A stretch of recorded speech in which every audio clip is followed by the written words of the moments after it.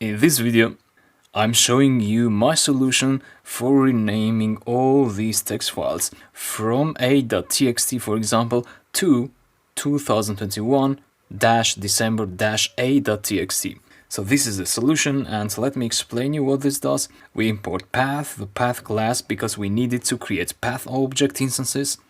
As we do here, we create the root directory files, which contains all the folders and files we'll be operating on. And then we iterate for path in that root directory here. So that is the pattern that allows us to dig inside folders and also subfolders for files, for everything.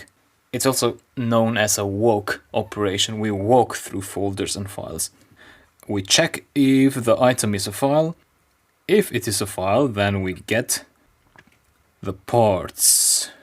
And then from parts, we get a section, a slice of those folders. So let me comment this out for now and just show you what parent folder is and also what subfolders are. Print. And so the parent folder for the first iteration is this one in here. Actually, let's say parent folders. Or you could argue with me and say that this should be renamed. So I'm going to right click here and go to change all occurrences and maybe say here path parts, right? And that will change all the same variables in the script. So that makes more sense. So path parts are these. And this extracts from this item to the last item, including the last item. So this has an index of 0, this has an index of 1, so we get that until here. That has an index of -1, so that basically gives us this slice of that tuple. Right, I hope that is clear. Then what we do is we construct a new file name, which I'm going to expand like this. So that's one line. The new file name is this join method. What join does is this.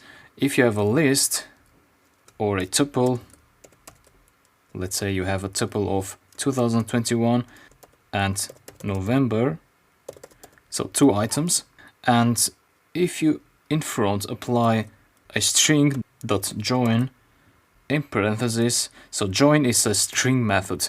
It will join all these items and it will place this separator between them. So you get this string. So the first item, the dash, the second item, and that's it. So we have the new file name. So that one is that one, right? 2021-November, and then we add another dash somewhere in here, and then after that we add path.name, the actual name of the file. So we end up with 2021-November-abc.txt, right? And then we create a new file path out of that new file name using the existing path, using the withname method, and then we rename the path using that new file path. And that's it. So if I run the script, this is the output.